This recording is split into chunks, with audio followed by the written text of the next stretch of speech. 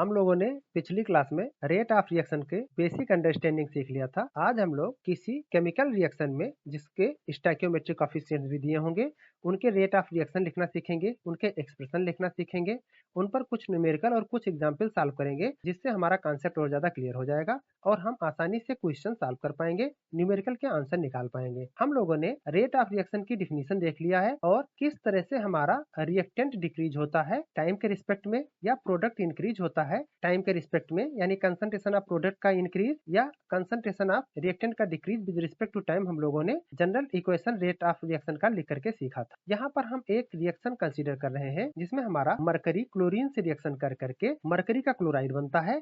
यहाँ पर हम लोग देखेंगे दोनों रिएक्टेंट का कंसंट्रेशन टाइम के रिस्पेक्ट में जिस तरह से डिक्रीज होगा, यहाँ पर आप माइनस साइन के साथ देख सकते हैं डिक्रीज, या यहाँ पर आप देख सकते हैं क्लोरीन के कंसंट्रेशन का कम होना या change in chlorine concentration with respect to time, यहाँ पर माइनस साइन के साथ में, और साथ ही साथ यहाँ पर कंसंट्रेशन ऑफ HgCl2 का टाइम के रिस्पेक्ट में बढ़ना, चेंज होना, यहाँ पर डेल्टा लगा हुआ है। तो इसको हम लोग आसानी के साथ समझ सकते हैं कि रेट ऑफ रिएक्शन हम किसी भी कंपोनेंट से समझ सकते हैं, क्योंकि यहाँ स्टोइकियोमेट्रिक कोएफिशिएंट जो रिएक्शन की है वो हर रिएक्टेंट और प्रोडक्ट के लिए सिमिलर है। यहाँ पर भी 1 है, यहाँ पर भी 1 है और यहाँ पर भी 1 है, यानी बैलेंस केमिकल इक्वेशन में हमारे पास सारे रिएक्टेंट यूनिटी कंसंट्रेशन रखते हैं या यूनिटी से रिप्रेजेंट किया जा सकते हैं। तो हम लोगों ने रेट ऑफ रिएक्शन लिख लिया है। यहाँ पर जो रिएक्टेंट है ये डिसअपियर हो रहे हैं और जो प्रोडक्ट है उनका अपीयर होने का भी रेट आप समझ सकते हैं। इसके बाद में अब हम लोग ऐसी रिएक्शंस देखेंगे जिनकी स्टोइकियोमेट्री 1 से ज्यादा या कम हो, यानी 1 के बराबर ना हो। तो ऐसी रिएक्शंस के लिए जब हम इक्वेशन लिखेंगे तो वहाँ जो डिसअपियर हो रहा है हमारा रिएक्टेंट या जो प्रोडक्ट अपीयर हो रहा है उसके साथ जो लगे हुए स्टोइकियोमेट्रिक कोएफिशिएंट है वो रेट ऑफ रिएक्शन लिखते समय उन कंसंट्रेशन चेंज के साथ में डिवाइड करना है हमको। जैसे हम यहाँ देख सकते हैं कि हमारे पास 2 मोल HI के थे और ये डिसोसिएट होके 1 मोल हाइड्रोजन और 1 मोल आयोडीन गैस प्रोड्यूस करते हैं। तो यहाँ पर 1 मोल हमारी हाइड्रोजन गैस बन रही है, 1 मोल हमारी आयोडीन बन रही है। जब हम रेट ऑफ रिएक्शन लिखेंगे तो पहले change in concentration of HI with respect to time लिख लेंगे, यहाँ पर change in concentration of H2 with respect to time लिख लेंगे, यहाँ पर change in concentration of I2 with respect to time लिख लेंगे। लेकिन यहाँ पर कोएफिशिएंट हमारा 2 है HI के साथ में, तो इसको 1/2 से मल्टीप्लाई कर देंगे या 2 से डिवाइड कर देंगे कंसंट्रेशन चेंज को, और यहाँ पर माइनस साइन हमारा बता रहा है कि ये रिएक्टेंट है, इसका कंसंट्रेशन डिक्रीज हो रहा है। हाइड्रोजन और आयोडीन हमारे एक एक ही हैं, इसलिए यहाँ पर हमारा स्टोइकियोमेट्री कोई चेंज नहीं हो रहा है। अब हम लोग स्टोइकियोमेट्रिक कोएफिशिएंट जो है उसका रोल समझेंगे किसी रिएक्शन के रेट को डिफाइन करने में। हम जान रहे हैं कि जो हमारा HI का कंजप्शन है ये 2 गुने रेट से हो रहा है, जिस रेट से हमारे प्रोडक्ट H2 और I2 बन रहे हैं उनके 2 गुने रेट से कंज्यूम हो रहा है, यानी पर यूनिट टाइम ये 2 गुने रेट से खर्चा हो रहा है। तो जब हमें रेट लिखना होगा तो पहले तो हम कंसंट्रेशन चेंज सारे रिएक्टेंट या प्रोडक्ट का नॉर्मल वे में लिख लेंगे जैसे लिखते हैं रेट ऑफ रिएक्शन के लिए, लेकिन फिर हम स्टोइकियोमेट्रिक कोएफिशिएंट से डिवाइड करके बराबर ले आएंगे, जिससे हमें पता चल जाएगा कि रेट ऑफ रिएक्शन हमारा किसी भी कंपोनेंट के रिस्पेक्ट में क्या शो करने वाला है, और इससे हम लोग आगे सॉल्व कर पाएंगे क्वेश्चन। अब यहाँ पर हम देख सकते हैं कि हमारे पास एक ऐसी रिएक्शन है जिसमें स्टोइकियोमेट्रिक कोएफिशिएंट बहुत वेरी करते हैं। जैसे यहाँ पर 5 है पहले रिएक्टेंट में, सेकंड रिएक्टेंट में 1 है, थर्ड रिएक्टेंट में 6 है, और प्रोडक्ट के पहले प्रोडक्ट पार्ट में 3 है और सेकंड प्रोडक्ट पार्ट में 3 है। तो जब रेट ऑफ रिएक्शन आप लिखेंगे तो रेट इक्वल टू किसी भी रिएक्टेंट का concentration change with respect to time लिख सकते हैं हम लोग, या किसी भी प्रोडक्ट का concentration change with respect to time हम लिख सकते हैं, या पहले हम यहाँ रेट लिखेंगे। इसके बाद ये ऐसी रिएक्शन है जिसका स्टोइकियोमेट्रिक कोएफिशिएंट 1 से ज्यादा या कम है, यानी एग्जैक्टली 1 नहीं है, तो हम लोग स्टोइकियोमेट्रिक कोएफिशिएंट से रिस्पेक्टिव कंसंट्रेशन चेंज के साथ में डिवाइड कर देंगे और हमको exact rate of reaction her component के रिस्पेक्ट में, हर रिएक्टेंट या हर प्रोडक्ट के रिस्पेक्ट में मिल जाएगा। अब हम यहाँ देख सकते हैं कि अगर हमारी कोई गैसियस रिएक्शन है तो वहां पर जो कंसंट्रेशन होता है गैसेस का वो उसके पार्शियल प्रेशर के डायरेक्टली प्रोपोर्शनल होता है। तो ऐसे टाइम पर हम लोग कंसंट्रेशन की जगह पर पार्शियल प्रेशर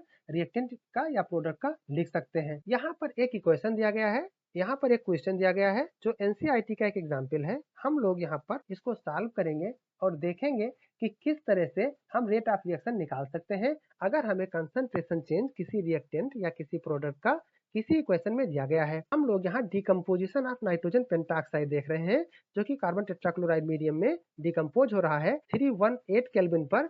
N2O5 का शुरुआती कंसंट्रेशन था 2.33 मोल पर लीटर और आफ्टर 184 मिनट इसका कंसंट्रेशन रिड्यूस होकर के 2.08 मोल पर लीटर बचता है। अब हम लोग इसके लिए जो जनरल बैलेंस केमिकल इक्वेशन है उसको लिखेंगे। 2N2O5 दो नाइट्रोजन पेंटाऑक्साइड मॉलिक्यूल डिसोसिएट होते हैं और 4 नाइट्रोजन डाइऑक्साइड मॉलिक्यूल और 1 ऑक्सीजन का मॉलिक्यूल प्रोड्यूस हो रहा है। यहाँ पर हम लोगों को कैलकुलेट करना है average rate of reaction, general rate of reaction लिखना है। साथ में हम लोगों को इसकी यूनिट घंटे में भी रखनी है, मिनट्स में भी रखना है और सेकंड में भी रखना है। और साथ साथ हम लोग किस रेट से हमारा NO2 प्रोड्यूस हो रहा है यानी प्रोडक्शन ऑफ NO2 का भी रेट आना है दिए गए रिएक्शन के इस पीरियड के लिए 184 मिनट के लिए। अब हम लोग पहले एवरेज रेट लिखते हैं। एवरेज रेट में हमारा जो रिएक्टेंट है change in concentration of N2O5 with respect to time रखते हैं माइनस साइन के साथ में, क्योंकि यहाँ पर ये डिकम्पोज हो रहा है, इसका कंसंट्रेशन कम हो रहा है और साथ में जो स्टोइकियोमेट्रिक कोएफिशिएंट है उससे हमने डिवाइड भी किया है, यानी ये average rate equal to 1/2 change in concentration of N2O5 अब विद रिस्पेक्ट टू टाइम हो गया है। और अब हम लोग इक्वेशन में वैल्यूज पुट करते हैं तो हमारा फाइनल कंसंट्रेशन जो है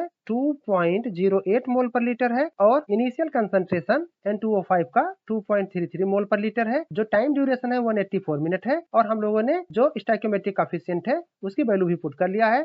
अब हम लोगों ने जब इसका कैलकुलेशन किया, इसको सॉल्व किया, तो हमको मिल रहा है आंसर 6.79 इंटू 10⁻⁻4 मोल पर लीटर पर मिनट। ये मिनट में आंसर दे दिया क्योंकि मिनट में हम लोगों ने वैल्यू पुट किया था। लेकिन जब हम लोग इस आंसर को घंटे में लिखेंगे तो 1 घंटे में ज्यादा कंसंट्रेशन चेंज हुआ, 60 गुना ज्यादा, तो हम 60 से मल्टीप्लाई कर करके ये वैल्यू पा जाएंगे 4.07 इंटू 10⁻⁻2 मोल पर लीटर पर आवर। ये पर आवर में आंसर आ गया। अब हम जानते हैं अगर हमको सेकंड में आंसर लिखना है तो मिनट से 60 टाइम छोटा होता है, तो 1 सेकेंड टाइम ड्यूरेशन में 60 टाइम कम कंसंट्रेशन चेंज मिलेगा। तो हम यहाँ 60 से डिवाइड करके पाएंगे वैल्यू 1.37 इंटू 10⁻⁻5 मोल पर लीटर पर सेकेंड। अब हम लोगों को NO2 का कंसंट्रेशन चेंज मेजर करना है गिवन टाइम में।